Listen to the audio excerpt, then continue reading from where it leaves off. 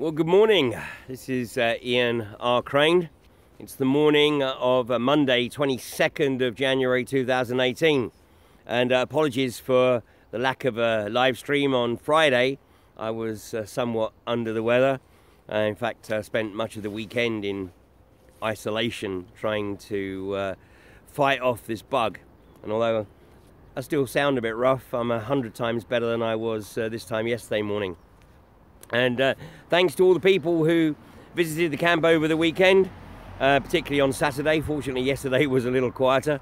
But on Saturday, bringing us materials, pallets and other building materials here, which we'll be cracking on with later this week as we try and finish off our kitchen and communal dining area. And well, there's a lot going on. Only a couple of us on camp this morning now because the rest of the people are up at the gate. Unfortunately, there's only a couple of locals there at the moment. I completely understand, you know, how difficult it is for people to take time out from their busy schedules to participate in the activity up at the gate and the slow walking of the vehicles. But it's really important right now, of course, because this is the last week that IGAS have the opportunity to work on the site construction unless clause 21 of their planning permission is overturned. And of course, this is the clause that prevents them from continuing construction work during the bird breeding season. And of course, they're trying to get it overturned. They were hoping that this would be a decision that could be taken under the delegated powers and simply signed off effectively by a planning officer. But thanks to the work of Ben Dean over in Cheshire, he has ascertained that this would be against the Notts County Council constitution. And because this is a fundamental decision in terms of the overall planning permission, then it has to go to the full council. But that doesn't mean to say that IGAS will be taking a 7-month hiatus. It simply means that they will focus their efforts about 7 miles down the road on Tinker Lane. So this is it. It's right up close and personal here in North Nottinghamshire. But it's a bit like no man's land. It's a long way from Nottingham. And, you know, we are literally on the borders of North Lincolnshire, South Yorkshire, but just inside Nottinghamshire. And I'm very grateful to the people of North Lincolnshire and South Yorkshire who have visited the camp and offered their support. And of course have come down to the gates and supported whatever's going on there.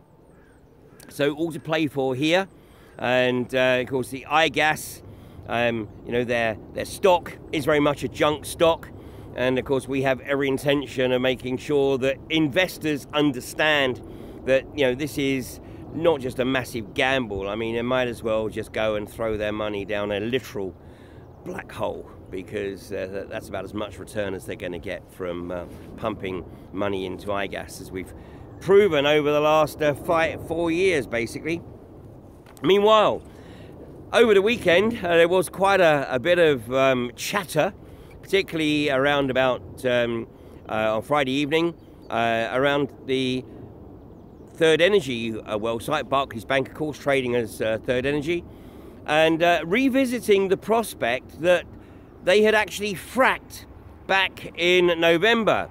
And you know, regular viewers of the live stream will remember that we speculated that when the announcement was made that the Department of Business, Energy and Industrial Strategy was going to put a proposal before Parliament to close a loophole in the Infrastructure Act, that there was a possibility that Third Energy had taken advantage of this insight and actually fracked, knowing that they were not technically in breach of the Infrastructure Act.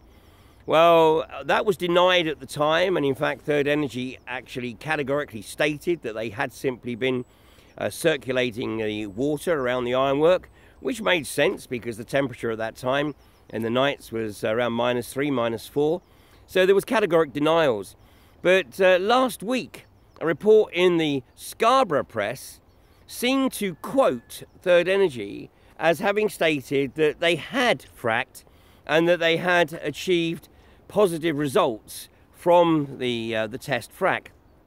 Well, this of course reopened that whole speculation, and although it took until yesterday, it seems that Third Energy have now once again reiterated that they had not fracked, and in fact they have confirmed that they will be seeking some clarification from Scarborough News as to why it is that they misquoted, and also getting a retraction on the statement.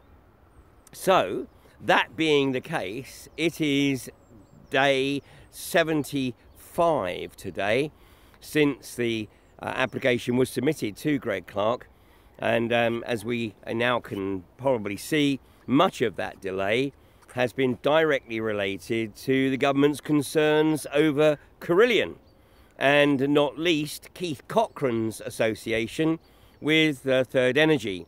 And of course Keith Cochrane was put in as the interim chief executive of Carillion, pending some restructuring after it had issued a profits warning in the middle of last year. And it was in September that Third Energy took great delight in announcing that Keith Cochrane was also being appointed as a director of Third Energy. Well, you know, I have some experience of the way in which senior executives of corporations in trouble tend to become absolutely myopic and refuse to see the writing on the wall. I mean, I go back 20 odd years, nearly 20 years, to my last foray into the corporate world with a company called Lucent Technologies, where it became very apparent that the company had enjoyed sort of 3 years of meteoric increase in the stock price, but that put in more and more pressure on the leadership of the company to keep maintaining that increase in the stock price. And so this phrase shareholder value became trotted out almost sort of in every other sentence. But what it really meant was doing whatever it took to lie, to deceive, to obfuscate against the real situation, to convince the punters out there that the stock was a sound investment. And I mean, there were many things that Lucent were doing, and many things that the senior executives knew, but yet would say, no, can't see that. And this actually applied even to the likes of Ben Verwaayen, who subsequently became chief executive of British Telecom. But not surprisingly, he took some of the senior executives of Lucent with him, basically because he needed to make sure that they didn't say anything about what had happened at Lucent. And this is what happens. It's greed. It's pure greed. Because for the vast majority of these executives, they make far more money from stock options than they do from their salary. The salary is almost incidental when it comes to their total income. So this is why the push is always to manipulate the stock price, to mislead the investors. And, you know, Keith Cochrane, when he joined Third Energy, made this statement. He said, "I'm delighted to be joining Third Energy at this exciting time.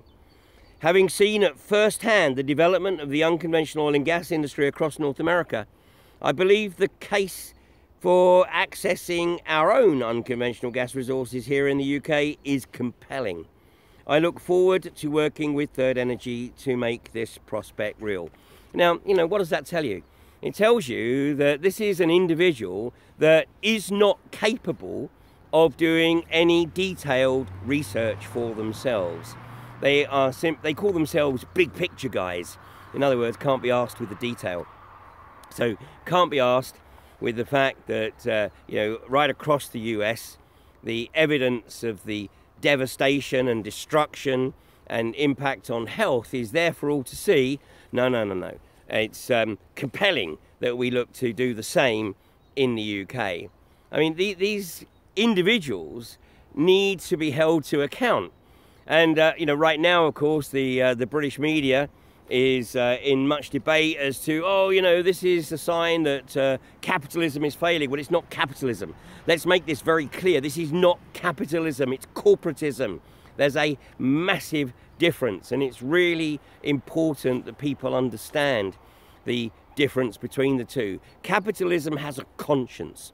Capitalism understands the role that it plays in ensuring that it fulfills its social responsibility. It's not about personal gain. It's about due reward for effort put in, but it's not about rampant greed, which is what corporatism is. So when you see executives being awarded multi-million-pound bonuses, I mean, like the chief executive Persimmon getting a £130 million bonus, this is obscene. It's unnecessary, it's obscene, and it's purely about personal greed. And the same with Jim Ratcliffe, you know, a personal fortune of 5.5 billion. I mean, this is a guy playing Monopoly, you know, total ownership of the board, and the total economic wipeout of all your opponents. So, you know, you can see what's going on here. And, you know, it really is important that people start to actually wake up to this and get involved, because the corporatists and the government work on the basis that you and me are too busy on our day-to-day lives. We're too busy running on the treadmill to actually see what's occurring. And, you know, at the end of the day, they will still be walking away with their massive pensions. You know, the likes of Goodwin from Bank of Scotland, who showed his incompetence in the crash of Bank of Scotland, and yet he concedes a pension from £550,000 a year to £325,000 a year. You know, that's a tough reward for screwing up. Meanwhile, we're left with dealing whatever it is that we can here on the ground. And right now, if we don't want to end up with the same situation as we have in the US, then we have to get our act together here. Now, INEOS, of course, are also targeting across the North Derbyshire area and South Yorkshire. And later, or early next month rather, Frack-Free Rydale have organised a series of talks by Andy Georgiou of Food and Water Watch. Now, Andy Georgiou has made a study of INEOS, his pet project, and so he's going to be giving a series of talks across the villages of North Yorkshire where INEOS are targeting to explain to people what they can expect from this company that has an absolutely abhorrent record when it comes to safety, when it comes to environmental protection, and certainly when it comes to any kind of relationship they have with the community. They're not interested in the community. You've only got to watch Tom Pickering in action to see the meaning of a sociopath, because the guy is so totally detached from any discussion, any conversation. In fact, even when he doesn't talk with you, he talks at you and tells you, you know, his myopic worldview in the hope that, you know, you'll just turn and walk away and go, oh yeah, that must be right then. So, you know, here we are. It's the third week in January, and we still have not had the frack that Barclays Bank, trading as Third Energy, were hoping to have conducted some weeks ago.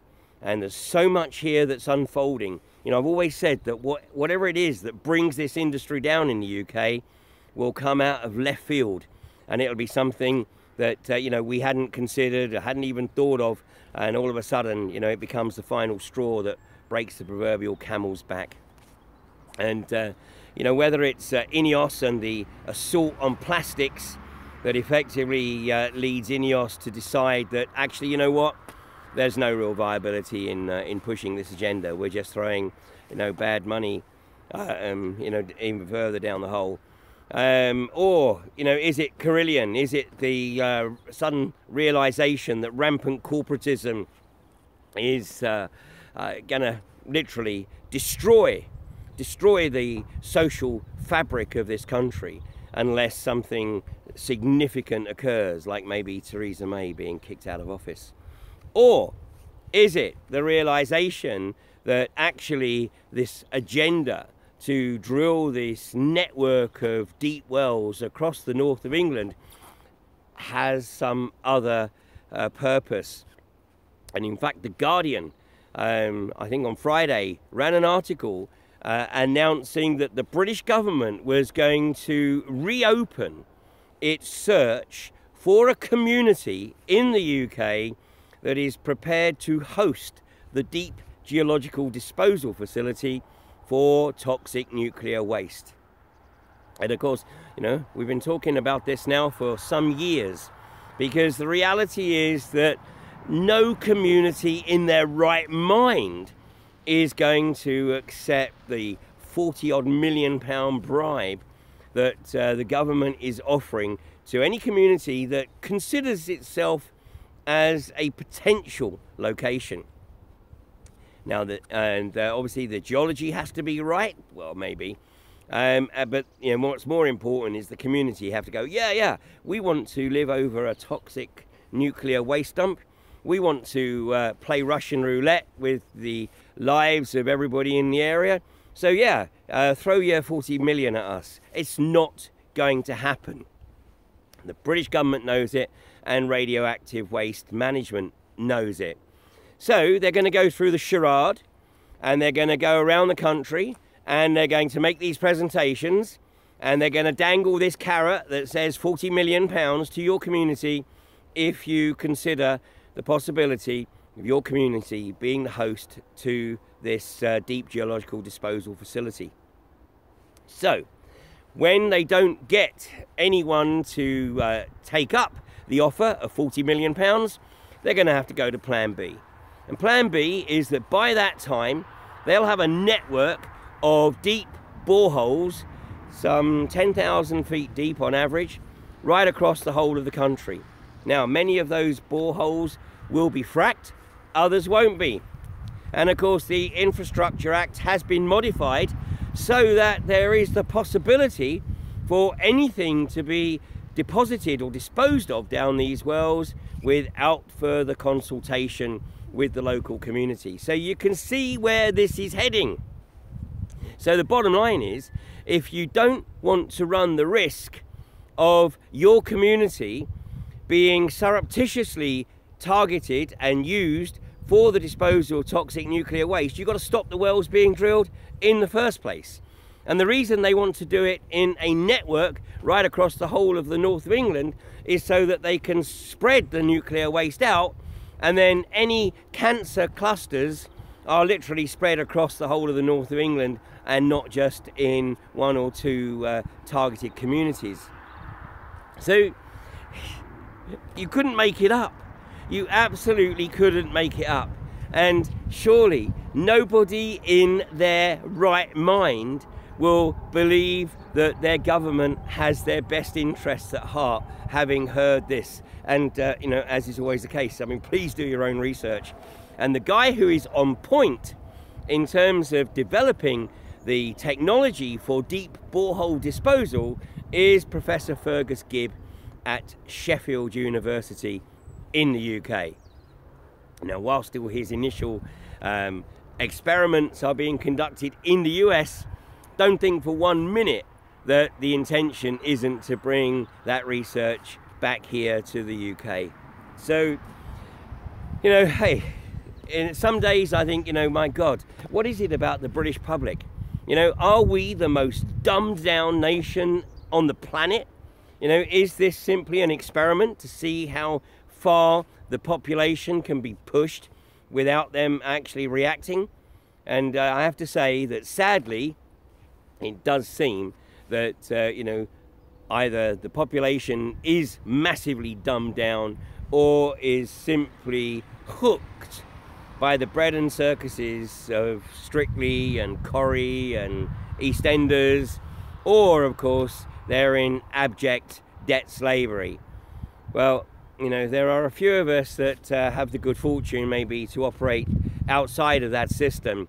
And, you know, if we don't make an effort to at least try and raise awareness of what's occurring here, then, you know, really what chance have future generations got? So, anyway, I'm going to go and dose up with a bit more manuka and lemon and see if I can knock this on the head, and maybe later get down and join the rest of the people at the gates here at iGas. Otherwise, hopefully, we'll see some of you at the Andy Giorgio events, where he will be exposing Ineos.